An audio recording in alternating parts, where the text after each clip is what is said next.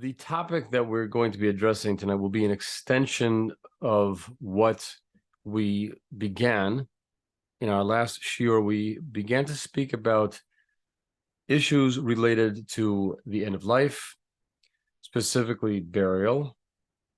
And I noticed while putting together this shiur, which is going to lay the foundation for some controversial topics, such as physician-assisted suicide, euthanasia, that we are actually landing on one of the big topics in the 7 Noahide laws, namely topic of murder. And so now that the topic is going to bring us here, we have to delve into that as well, which is nice because this way we get to cover one of the Sheva Mitzvot as well. The Torah's prohibition of murder for Noahides is a foundational ethic. It's really one of the most stringent of the 7 Noahide laws because there is a basic foundational ethic of the sanctity of life. That's what is going to be running through most of these shiurim on end-of-life topics, which is interesting, isn't it? Because if we're talking about death, why are we talking about the sanctity of life? And where does the sanctity of life flow from? We began to discuss this last time, that really the basic pillar of the fact that man is created in the image of God is what imbues human beings with the sanctity of life itself, plus our concept of human dignity. And this principle will extend to modern dilemmas like euthanasia. And we're going to explore these ancient teachings in order to gain insight into ethical considerations around end-of-life choices within Noahide law. So we have to look at it, first of all, from the standpoint of personal autonomy. What does the Torah have to say about personal autonomy? In Western societies, personal autonomy often includes the freedom to make choices about one's body. Now, a less controversial way that we might see this would be like things like getting tattoos or body piercings or body art. How does the Torah view that kind of behavior? Is there a difference between the way the Torah would apply itself in Jewish law as opposed to Noahide law? Does the Torah's perspective challenge or complement the idea of individual autonomy and self-expression? So we're going to look at a verse in Leviticus chapter 19, verse 28, which says, "V'seret lenefesh lo titnu b'bsarchem." You will not make any cuttings in your flesh for the dead. Uchtovet ka'aka lo titnu b'chem ani Hashem. And you will not imprint any marks upon you. I am God. Now, what is this all about? What's happening here? It seems that body art is forbidden by the Torah. The question is why? We have a hint in the verse that there was once an idolatrous practice to mark oneself to remember the dead. But we have a passage from the Sefer HaChinuch, commandment number 253, that links the prohibition on body art to idolatrous practices, worship practices. It says the following: "For it was the custom of the Gentiles to mark themselves for their idol worship, indicating that one was a servant sold to the idol and branded for its service." Not the same way that cattle drivers will brand their cattle, and so you know that that's his cow. One way of showing one's devotion to one's idol would be to, so to speak, to brand oneself with some sort of marking. Okay, we also see this in cultures today. You might find this amongst Coptic Christians. Very often will have a crucifix tattooed on the forehead. It's not something that isn't practiced today, but this was definitely something that comes out of the ancient world and has, according to the Sefer HaChinuch, an origin in idolatrous practices. So if we live in a society that values religious freedom, how do we navigate the tension between individual expression and religious restrictions when it comes to body modifications? It seems that the Torah is adamant that a person should not do this. I do want to say, however, again, you don't find a negative commandment specifically like thou shalt not get a tattoo in the 7 Noahide laws, right? Clearly, the verse states that the Sefer HaChinuch explains it, that when it is done as an idolatrous practice, that's when it is forbidden. The prohibition that is mentioned in Leviticus chapter 19, verse 28, is a blanket prohibition that would definitely extend to any Jew, because just we're not allowed to imprint marks upon ourselves, period. Right? That no explanation is given. So those of us who have gone out and gotten tattoos, because that's just a cool thing to do in the societies that we live in.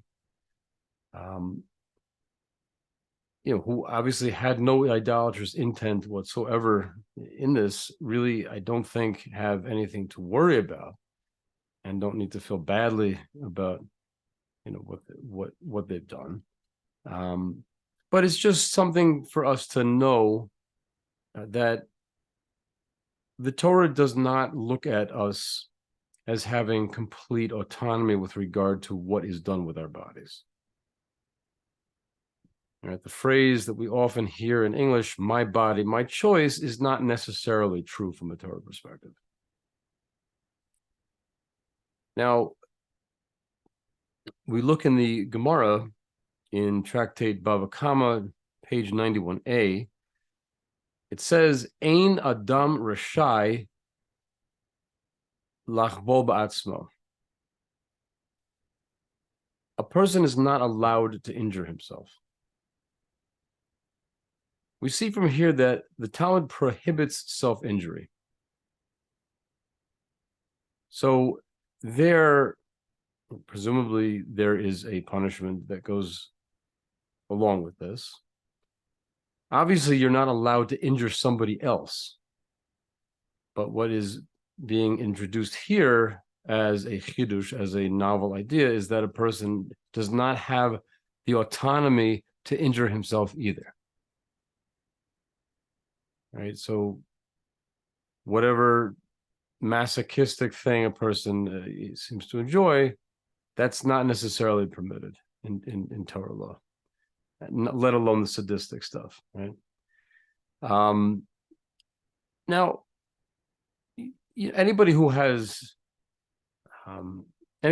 any mental health experience whatsoever might be familiar with the fact that the concept of self-harm is something that we recognize as a sign of clinical distress. In other words, it leaves the arena of simply right and wrong or permitted and forbidden, and we relate to it as something that signifies deeper problems from a mental health standpoint. Which what that does is it takes it out of the realm of judgment. It takes it sort of out of the moral realm and puts it on a continuum of healthy versus dysfunctional. So, and this is something that happens very often when we think about the scientific approach to things as opposed to the religious approach to things, is that we enter into a realm of value neutral as opposed to, but how do we judge this kind of a thing? Like you could have somebody who, because of an organic brain disorder or a mental illness, murders people. Maybe you shouldn't judge that person as evil. So the truth is that we can't we can't mix metaphors here. Something is good or evil. Something being good or evil is not dependent on how healthy or sick a person is, right? People who are emotionally unhealthy can still do things that are evil. And so that's where I think that's where the confusion comes in. That's where let's say the values confusion comes in. Right? Western perspectives on mental health and self-determination intersect sometimes and diverge sometimes with a stance like what we're seeing in the Gemara regarding self-injury. Now, when we look at the Rambam, it's what we see is that the prohibition against damaging oneself is the starting point, and then we extend it outward. So it says in the Laws of Injury and Damages, chapter 5, halacha number 1, Asur la'adam lachbol ben b'atzmo ben b'chavero. It's not only forbidden for a person to injure himself, but to injure one's fellow. Now, it seems like that should be obvious from the outset. It's almost like saying, if you can lift 100 kilo, then you can also lift 50. Right? We would think that it should be obvious that you can't do this to somebody else, but somehow it's not obvious that you can't do this to yourself. What we are learning from here is that, again, personal autonomy has limitations where the Torah has set them down. Your body is not yours for you to harm. Right? Your body is yours to love and care for, and to keep healthy and to strengthen. Those are the terms of use that come with having a body. And therefore, when we get to larger topics like, what about donating one's body to science? That's a very interesting subject. Are we to be like test rabbits? There's obviously considerations to be made, because the information that can be gained from the scientific exploration of the human anatomy and diseases and all the diagnostics that we have available to us yields a lot of information that can help other people in the future. It's a big conversation that took place. There were, unfortunately, to mention this, but during the Holocaust, there was a massive amount of medical experimentation and research that was performed on involuntary subjects that were captured by the Nazis, Yimach Shemam Zichram. And the question is, what do we do with that information that was gained in that way? Are we allowed to make any use of this? Since it obviously involved tremendous suffering inflicted on people. Now, apparently, al pi halacha, according to halacha, we can use this information, despite the fact that it was gained in this way. And that shows you, I think, the incredible broad-shoulderedness of halacha, because again, that information was gleaned from us, basically, and some other unfortunate victims of the Nazis. And yet, understanding the great universal significance and benefit that might have for humanity, the poskim do permit it. Okay. But in general, donating one's body for science. Here, we're not talking about something that has been done by force, where somebody has entered into an involuntary relationship with some diabolical scientific researcher. Are you allowed to donate your body for medical research? Ethical discussions often surround organ donation and medical research content. And there are different cultural attitudes towards bodily autonomy and scientific advancement. Does this intersect, or does this challenge the Torah's perspective? An interesting piece of responsa from Rabbi Moshe Feinstein we find in the Igros Moshe, which is a compendium of his She'elot Utshuvot. Halachic responsa literature is called She'elot Utshuvot, which just means questions and answers. This is the original Q&A, okay, where the rabbis would get letters from different people in different places about all sorts of different circumstances, and it's actually really exciting to see, the dynamic application of the halakha to new and evolving and contemporary situations. So this was an answer to a letter that had been written by Rabbi Moshe Sher, of blessed memory, who was the president of Agudas Yisrael, which is really one of the largest and most influential organizations within Orthodox Jewry, and they have an office in Washington, D.C. He says the following. He says, as to the question posed from the office of the president in Washington, he's not referring to the president of the United States, he's referring to the president of Agudas Yisrael, regarding the use of the organs of a corpse for medical purposes as commanded in that person's will. He says, I respond concisely according to Torah law, which the sages received from one another, back to Moses, our teacher, peace be upon him, which he in turn received at Mount Sinai.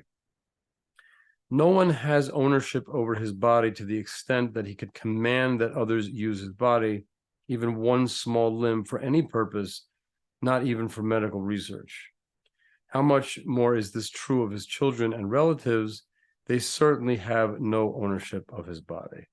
Now, I didn't bring this piece of responsa literature to tell you that B'nai Noach are not allowed to donate their organs to science, because it may very well be that they are. It may very well be that they do have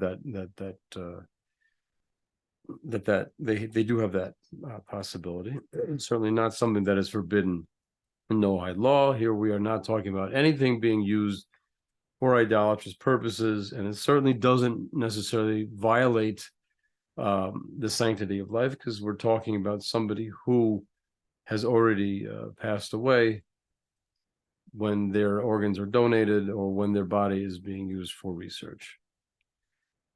The question is does that accord with how you feel you would like to treat yourself?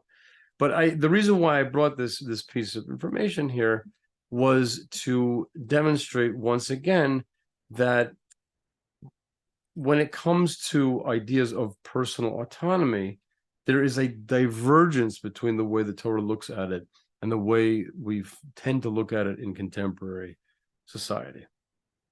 Okay. That being the case, we're going to be going down the road to look at ideas such as physician-assisted suicide and euthanasia, and ask the question if that's something that is permitted. But in order to understand, to say whether something like that is permitted or forbidden, we have to determine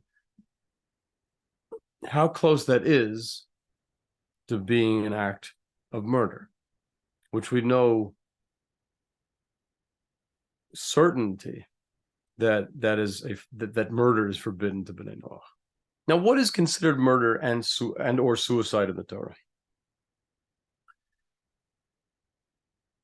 Foundational verse in Genesis chapter 9, verse 6 says the following: Shofech dam ha'adam ba'adam damo yishafech. A person spills the blood of man, ba'adam, through man, damo yishafech, shall his blood be spilled. There's a lot of ways to read those last three words, but the verse explains why that is.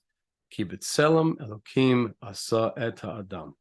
Because in the image of God did God make mankind.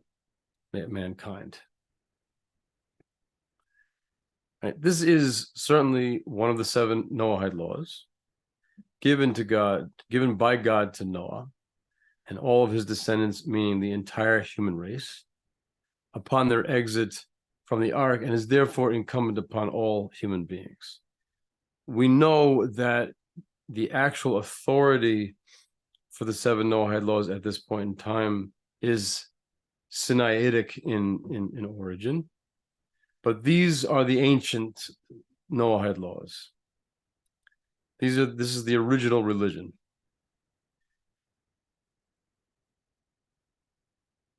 It sounds pretty black and white, whereas the legal systems that we tend to interact with distinguish between murder, manslaughter, self-defense. Does the Torah distinguish between these 3 things? How do these distinctions align with or differ from the Torah's absolute prohibition on murder? And what implications might this have on justice systems? These are questions that we need to be asking. But clearly from this verse, we see that murder is forbidden. Now, the previous verse, which we'll see, actually, why don't we look at it now? It says the following: V'ach et dimchem l'nafshotechem edrosh. I will demand an account of the blood of your souls.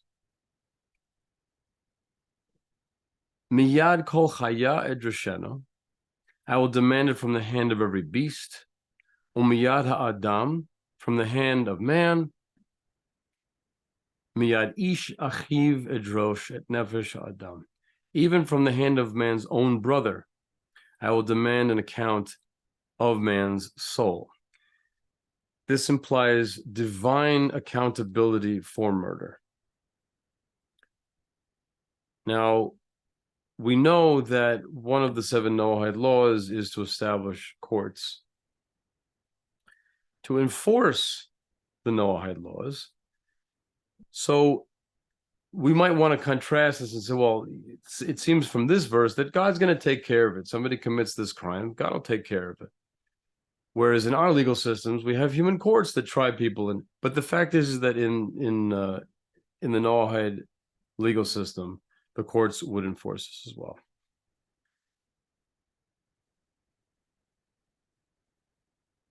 However, again, we grapple with the complexities of liability, intent, indirect harm in cases of violence or death, just like we'll find in contemporary society. We have a different source from the Sinaitic code, as it were, when the Torah was given on Mount Sinai, which is in Exodus chapter 20, verse 12, Lo tirtzach, you shall not murder. It's a seemingly identical commandment, which was given specifically to the Jewish people at Mount Sinai during the giving of the Torah. But it did not nullify the previous commandment that had been given to humanity as a whole. Now, when we look in we're going to look in Rambam. Rambam does something very interesting. He includes indirect actions as murder. which contrasts typically with modern legal definitions.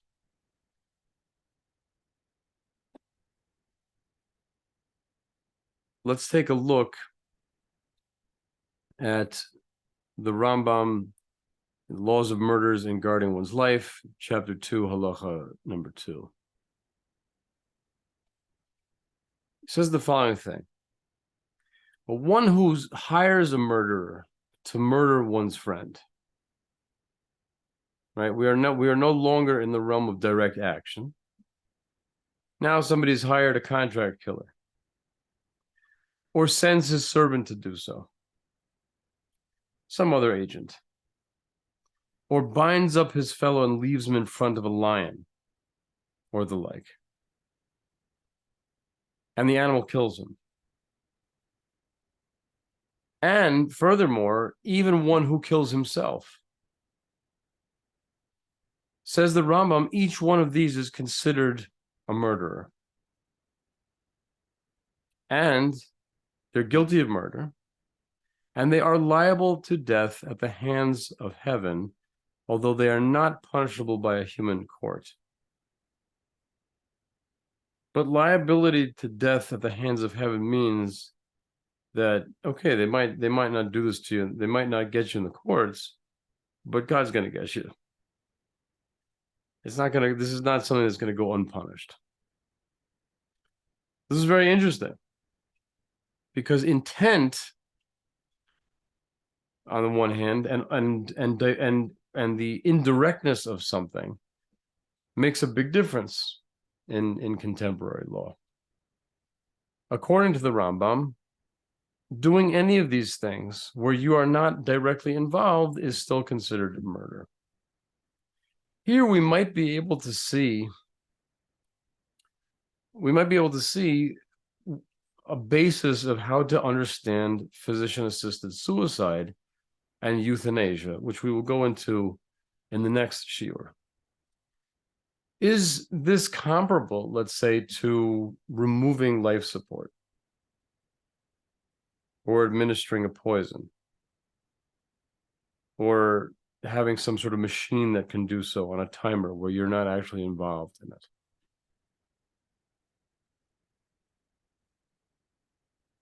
Or suicide.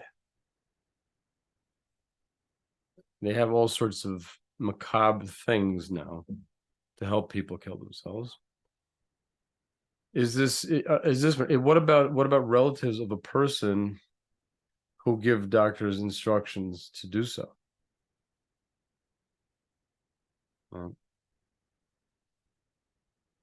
According to the Rambam, right, his scenarios for murder involve divine judgment, which is different than the contemporary legal system, which relies on human judgment. And we'll see that cultural, societal, and legal factors in the societies that we live in contribute to the determination of guilt and sentencing in cases involving harm to others. But from a religious perspective, the Torah has already done that for you. Let's look at the Rambam in Hilchot Rotzeach U'Shmirat HaNefesh. This is chapter 2, halacha number 3. It says, from where do we derive that this is the law? The Torah states, we saw this in Genesis chapter 9, chapter 9, verse 6, one who spills the blood of man, through man his blood shall be spilled. He says this refers to one who murders without the aid of an agent. That refers to direct actions. What he's doing is he's taking apart the verse and showing how, because it's a tremendously repetitious verse, and showing how Chazal understood each segment of the verse to refer to a different form of murder.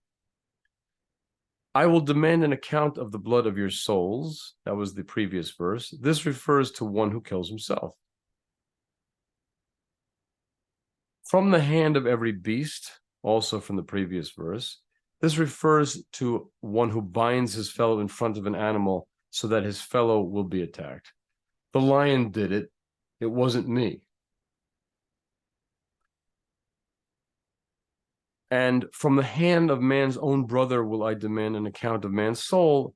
This refers to one who hires others to murder his fellow. In all three cases, the expression demand an account is used to indicate that the judgment is given to heaven. So again, we're going to get to a question of whether one may actively end one's own life due to pain and suffering. The concept of death with dignity that we do find in contemporary society is based on the notion that there's a certain level of suffering beyond which life has no meaning, and therefore, why not let a person choose to take his own life? The Torah does not support this idea. We do not believe that life loses its meaning just because it has pain in it. Rabbi Yaakov Tzvi Mecklenburg notes that it's interesting that it says from the hand of man's own brother. That sounds like fratricide. That sounds like killing one's own brother. It would be superfluous to have a warning against fratricide because the verse already mentions homicide. I mean, homicide doesn't matter if it's your brother or if it's not your brother. We don't make a distinction between fratricide and homicide. It's murder. His solution is that the verse is speaking about one who ends the other's life. So what's the point of? Let me just bring that back up. Miyad ish achiv edrosh et nefesh adam. From the hand of every man's brother, I will demand an account of his soul. The Rambam said that refers to somebody who hires others to murder the guy. According to Rabbi Yaakov Tzvi Mecklenburg, the verse is speaking about a person who ends the other person's life out of brotherly love. There's another way to express euthanasia, and it's called mercy killing. Right? That's where you murder somebody out of mercy. Or as Rabbi Yaakov Tzvi Mecklenburg is stating here, brotherly love. This, according to our verse, is a very misplaced form of compassion and cuts directly against what Hashem wants. For example, a suffering patient who has begged the other to help him end his life. That we will find is in complete contradistinction to the verses mentioned here. So what we've done so far is we have addressed the issue of personal autonomy from a Torah perspective, and we've seen how that applies when it comes to cosmetic things such as body art. For Jewish people, the idea of tattoos carries a very dark connotation. I personally grew up with a lot of people who, if they happen to have had their sleeves rolled up, I could see the numbers written across their wrists. I remember Victor, who had a dry cleaners down the block from the apartment building in which I grew up, who had numbers across his wrists, and I met many, many other people like that as well. So until very recently, when all values, were thrown out the window, it was very rare to find a Jewish person who would tattoo themselves because the memory of the Holocaust was fresh, and that that just wouldn't happen. But we see that it's not just a matter of the Holocaust; that this goes all the way back to the Torah itself. But again, there we're talking about cosmetic amendments to the body, and that the problem there is that it has idolatrous origins. It was very common in the ancient world to do something to commemorate the dead, whether that be cutting oneself or making imprints on oneself. It was also common to brand oneself as a servant of an idol. And we see also when it comes to things like self-mutilation or self-harm, that we have to take into account that a person is not necessarily doing things to go against God or to do something immoral, very often people who are in a dissociative state will cut themselves in order to bring themselves back to reality, right? Because the pain sort of like grounds them. It's not a particularly happy form of behavior. And we find that in the Torah that this is forbidden, but it's forbidden because of self-injury, not because we hate people that have dissociative disorders, but because Hashem does not want you to harm yourself. And therefore, there is a limitation on self-injury. And of course, that extends to anybody else as well. So really, not to murder somebody is like the ultimate extent of the prohibition, not to harm, not to cause harm to others. As we will see, this does not apply when it comes to self-defense, because again, the sanctity of life makes it so that all forms of life-taking are forbidden. As one is not allowed to allow one's own life to be taken. Once somebody is attempting to take somebody else's life, he has forfeited his own, as it were. We do not have a commandment in the Torah to turn the other cheek, as you might find in other religions, but rather to defend ourselves. It says in the Gemara in Sanhedrin, Bo lahargecha hashkem lahargoi. Somebody comes to kill you, you get up and you kill him first. Not because you're a big tough guy, but because nobody is allowed to take somebody else's life. Right. We see that there are places where contemporary legal and ethical ideas connect with the Torah's ethics, and other places where they diverge.